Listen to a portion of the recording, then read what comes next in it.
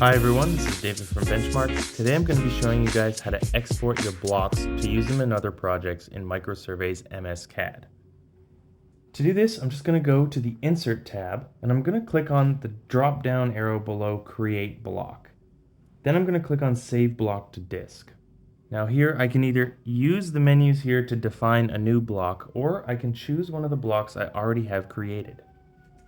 In this case, I already have my cul-de-sac block created and ready to go, so I'm just going to choose that one.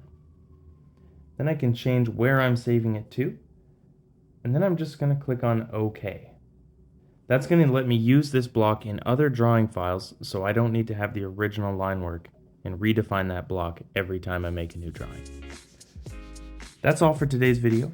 If you liked this video or found it helpful, go ahead and give it a thumbs up.